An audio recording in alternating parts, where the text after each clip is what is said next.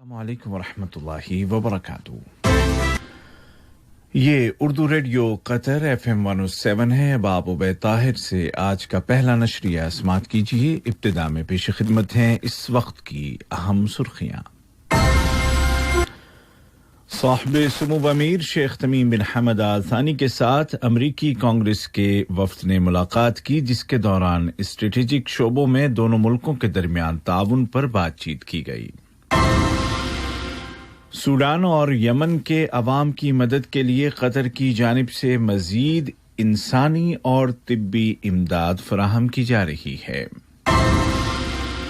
قطر میں کووڈ-19 سے ریکور ہونے والوں کی تعداد 1,25,000 تک پہنچا چاہتی ہے، جو اس وائرس کے خلاف قطر کی کامیاب ہیلتھ پالیسی کا منہ بولتا ثبوت ہے۔ اور آذربائیجان اور ارمینیا نے قرہ کے متعلق مذاکرات کو شروع کرنے پر آمادگی ظاہر کر دی ہے، جبکہ امریکہ میں صدارتی امیدواروں کے مابین الزام تراشیوں کا سلسلہ جاری ہے۔ اور اب پیش خدمت ہے اردو ریڈیو قطر FM 107 سے آج کا پہلا مفصل نشریہ۔ بسم اللہ الرحمن الرحیم۔ صاحب سمو امیر شیخ تمیم بن حمد آل ثانی کے ساتھ دیوان امیری میں واقع ان کے دفتر میں امریکی کانگریس کے وفد نے ملاقات کی۔ اس وفد میں کونیٹیکٹ ریاست سے مسٹر جیم ہائمز، کیلیفورنیا سے جناب ایرک سویلویل، میساچوسٹس سے جناب سیتھ مولٹن اور فلوریڈا سے جناب پیٹرک مورفی شامل تھے۔ ملاقات کے دوران قطر اور امریکہ کے درمیان اسٹریٹجک شعبوں میں تعاون کا جائزہ لیا گیا اور متعدد علاقائی اور بین الاقوامی امور پر تبادلہ خیال کیا گیا۔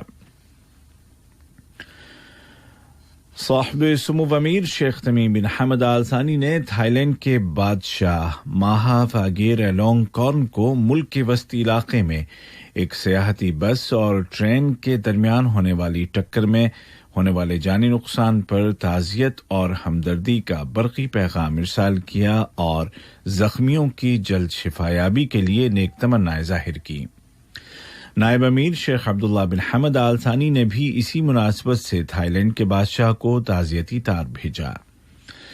وزیر اعظم و وزیر داخلہ شیخ خالد بن خلیفہ بن عبدالعزیز آل ثانی نے تھائی لینڈ کے وزیر اعظم جناب پرایوت چان اوچا کو اسی حادثے کے حوالے سے تعزیت اور ہمدردی کے جذبات پر مشتمل برقی پیغام روانہ کیا۔ دوحہ فورم نے آبزرور ریسرچ فاؤنڈیشن کے ساتھ Indian conference for technology, security and society میں شراکت کا اعلان کیا ہے۔ یہ کانفرنس آج پیر سے ویڈیو کانفرنسنگ کے ذریعے شروع ہو رہی ہے اور آئندہ 5 دنوں تک جاری رہے گی۔ دوحہ فورم کی ایگزیکٹو ڈائریکٹر محترمہ لولو الخاطر نے بتایا کہ observer research foundation Doha forum کی کامیابی میں ایک فعال شراکت دار ہے، جو گزشتہ کئی سال سے شرکت کرتا آ رہا ہے۔ انہوں نے دوحہ فورم میں فاؤنڈیشن کی شرکت کی طرف اشارہ کیا، جس کے نتیجے میں ڈائیورسٹی بڑھی اور مختلف آراء کے تبادلے کی حوصلہ افزائی ہوئی۔ محترمہ الخاطر نے امید ظاہر کی کہ مستقبل میں یہ شراکت اور بھی بڑھے گی۔ قطر ہمیشہ اپنے بھائیوں کی امداد کے لیے پیش رہتا ہے۔ اس ضمن میں سوڈان میں قطر کے سفیر جناب عبدالرحمن بن علی الکویسی نے سوڈان کے نامزد وزیر صحت ڈاکٹر اسامہ احمد عبدالرحیم، وزارت برائے لیبر اور سماجی امور کے سیکریٹری جناب محمد الشابق اور وزارت برائے تعلیم و تربیت کی سیکریٹری محترمہ تماضر الطریفی کے ساتھ ملاقات کے دوران سوڈان میں صحت اور تعلیم کے شعبوں میں سیلاب کے اثرات سے نمٹنے میں قطر کے کردار پر تبادلہ خیال کیا۔ سفیر قطر نے یقین دلایا کہ قطر سوڈانی عوام کی مدد کے لیے ہر وقت موجود ہے۔ یہ ملاقات قطر چیریٹی کی جانب سے سوڈان میں گردوں کو صاف کرنے والے ایک بڑے مرکز یا کڈنی ڈائلیسس سینٹر کے افتتاح کے موقع پر ہوئی۔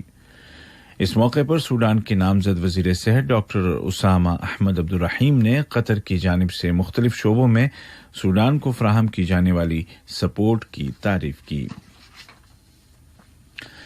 قطری ہلال احمر نے اعلان کیا ہے کہ یمن کے صوبے تعز اور الحدیدہ میں کنویں کھودنے اور پانی مہیا کرانے کے منصوبے کے تحت تقریباً 30 کنویں کھودنے کا کام شروع کیا جا رہا ہے۔ اس منصوبے کے تحت ان صوبوں کے مختلف علاقوں میں موجود دیہاتوں کے تقریباً 25,000 افراد کو پینے کا صاف پانی مہیا کیا جائے گا۔ قطر نے خلیجی تعاون کونسل کے ممبر ملکوں کی جسٹس منسٹریز کے سیکریٹریز کے 22ویں اجلاس میں شرکت کی۔ یہ اجلاس ویڈیو کانفرنسنگ کے ذریعے منعقد کیا گیا۔ اجلاس کے دوران خلیجی وزارتوں کے درمیان باہمی تعاون کو مستحکم کرنے کے وسائل کے علاوہ عدالتی سمنز اور فیصلوں کے نفاذ کے متعلق معاہدے کو بہتر بنانے کے لیے مختلف امور پر تبادلہ خیال کیا گیا۔ قطر کی وزارت صحت نے اعلان کیا ہے کہ کل 11 اکتوبر 2020 کو ملک میں کورونا کے 207 نئے کیس رجسٹر کیے گئے، جبکہ مزید 211 مریضوں کی صحتیابی کے بعد اس بیماری سے ریکور ہونے والوں کی کل تعداد تقریباً 1,25,000 تک جا پہنچی ہے، جس سے اندازہ ہوتا ہے کہ وائرس کے پھیلاؤ کو روکنے کے لیے قطر کی ہیلتھ پالیسی کامیاب رہی ہے۔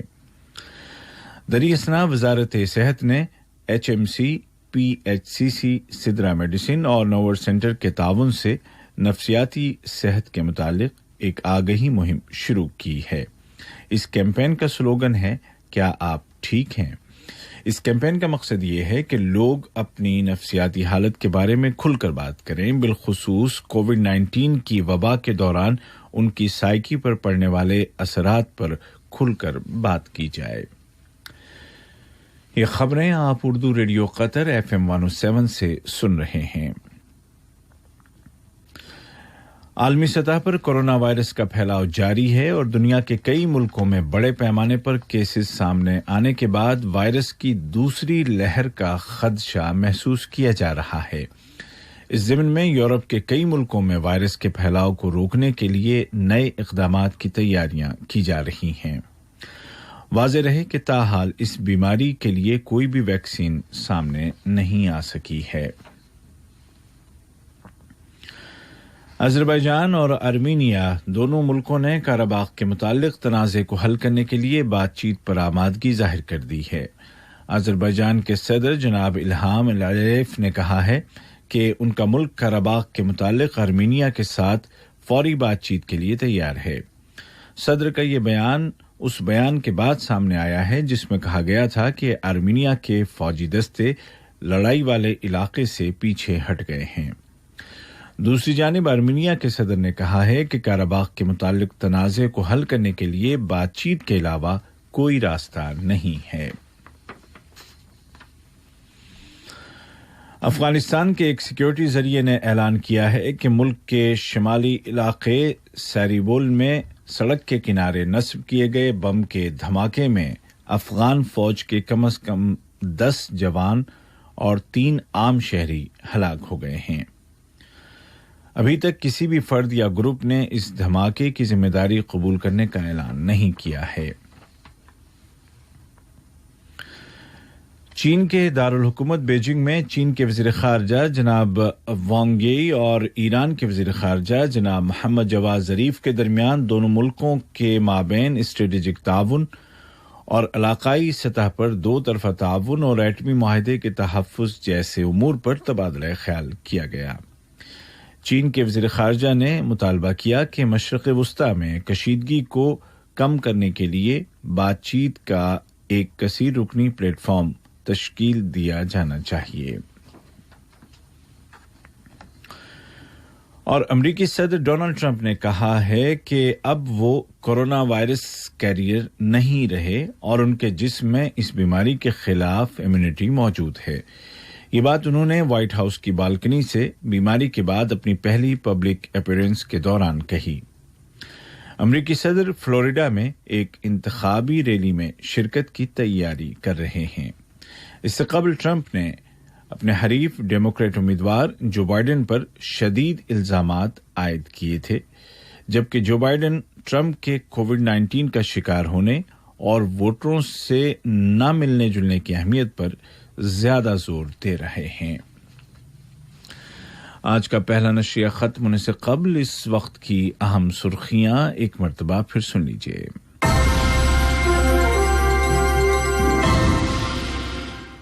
صاحب سمو امیر شیخ تمیم بن حمد آل ثانی کے ساتھ امریکی کانگریس کے ایک وفد نے ملاقات کی، جس کے دوران اسٹریٹجک شعبوں میں دونوں ملکوں کے درمیان تعاون پر بات چیت کی گئی۔ سوڈان اور یمن کے عوام کی مدد کے لیے قطر کی جانب سے مزید انسانی اور طبی امداد فراہم کی جا رہی ہے۔ قطر میں کووڈ-19 سے ریکور ہونے والوں کی تعداد 1,25,000 تک پہنچا چاہتی ہے، جو اس وائرس کے خلاف قطر کی کامیاب ہیلتھ پالیسی کا منہ بولتا ثبوت ہے۔ اور اذربائیجان اور ارمینیا نے قراباغ کے متعلق مذاکرات شروع کرنے پر آمادگی ظاہر کر دی ہے، جبکہ امریکہ میں صدارتی امیدواروں کے مابین الزام تراشیوں کا سلسلہ جاری ہے۔ اردو ریڈیو قطر FM 107 سے آج کا پہلا مفصل نشریہ اپنے اختتام کو پہنچا۔ ہمارا دوسرا نیوز بلیٹن شام ٹھیک 7:30 بجے پیش کیا جائے گا۔ آج کے اس بلیٹن کو